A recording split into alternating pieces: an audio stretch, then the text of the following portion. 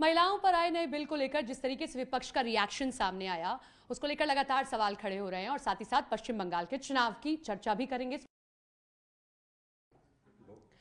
महिलाओं पर आए नए बिल को लेकर जिस तरीके से विपक्ष का रिएक्शन सामने आया, उसको लेकर लगातार सवाल खड़े हो रहे हैं और साथ ही साथ पश्चिम बंगाल के चुनाव की चर्चा भी करेंगे। स्मृति ईरानी जी हमारे साथ है, बहुत शुक्रिया आपने हमें समय दिया।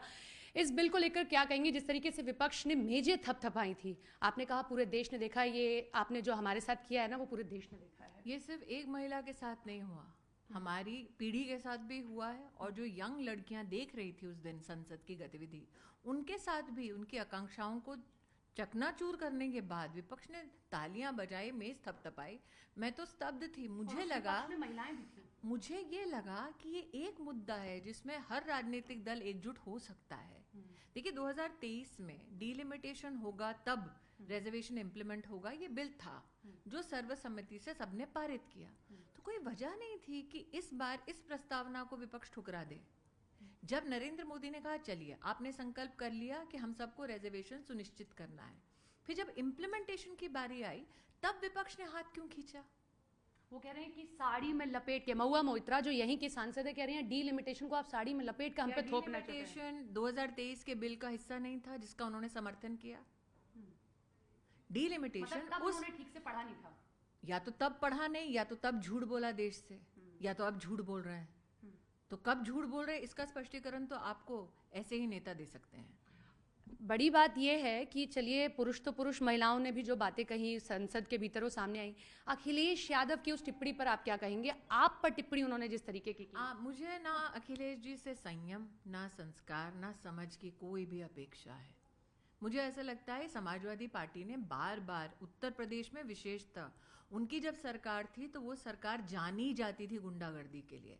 ऐसे लोगों से मुझे संस्कार की या समझ की बिल्कुल अपेक्षा नहीं है। आपने एक जगह कहा था कि वो खुद ही अपनी सीट छोड़कर कहीं और से लड़के दिखा दे। बहुत आसान होता है पैतृक सीट से शेखी बगारना, बड़ा मुश्किल होता है किसी और के गढ़ में जाकर चुनाव जीतना। कम से कम आपने वो चुनाव तो लड़ा, ये इस तरीके से आप कह रहे हैं।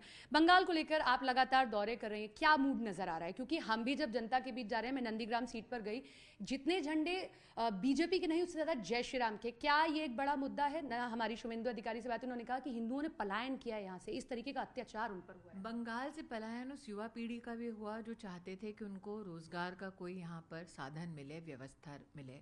बंगाल में वो महिलाएं भी प्रताड़ित हुई जो साधारण गरीब परिवारों से हैं, जो 2 वक्त की रोटी कमाने के लिए या स्कूल अथवा कॉलेज में शिक्षा प्राप्त करने के लिए घर की चौखट लांग रही थी।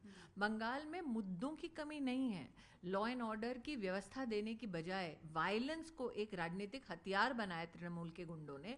ये भी बंगाल की एक हकीकत है। एसआईआर को वो कह रहे हैं कि इसीलिए करवाया गया था कि कई नाम जो काट दिए गए हैं, कई सारी सीटें जहां से तृणमूल कांग्रेस। देखिए एसआईआर की जो पूरी व्यवस्था है वो देश के हर राज्य में चली। हमारे राज्य में भी जहाँ से मैंने अपनी राजनीति की वहाँ पर भी चली। हमारी कॉन्स्टिट्यूएंसी जहाँ से मैंने रिप्रेजेंटेशन किया वहाँ भी चली। इलेक्शन कमीशन ने जो मुद्दा बनाया था वो ये कि अगर कोई इलीगल इमिग्रेंट है या कोई वोटर कहीं ना कहीं डबल दिख रहा है, वो सारी लिस्टें दुरुस्त होनी चाहिए। किसी भी हिंदुस्तानी को या हिंदुस्तान के प्रति जो अपनी राजनीति करते हैं उनको इलेक्शन कमीशन की इस व्यवस्था से कोई आपत्ति नहीं होनी चाहिए।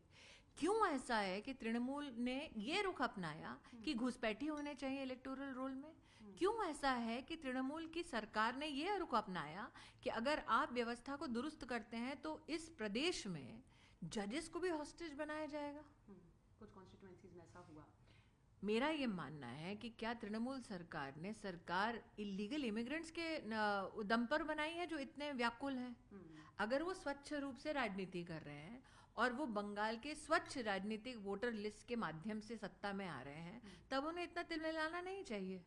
एक आखिरी सवाल, बहुत जल्दी है बट एक आखिरी सवाल, क्योंकि टीएमसी जहां प्रचार कर रही है, कभी अभिषेक बनर्जी चुनौती दे देते हैं, कभी ममता बनर्जी चुनौती दे देती है कि यही टाइम मिल रहा है रेड करने का, अगर इतनी हिम्मत है तो मेरे घर पे रेड करके दिखाओ। देखिए वो हेडलाइन हंटिंग तो निश्चित रूप से करेंगे।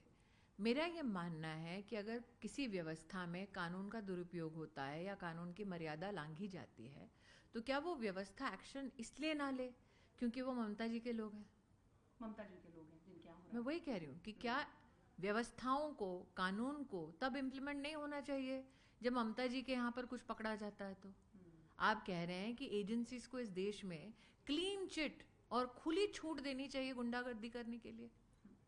बहुत शुक्रिया हमसे बात करने के लिए। स्मृति जी हमारे साथी जिन्होंने साफ तौर पर कहा कि बंगाल में आप परिवर्तन होता हुआ देखेंगे। जिस तरीके की सरकार टीएमसी की ओर चलाई जा रही थी, 4 मई के बाद आप यहां पर परिवर्तन देखेंगे।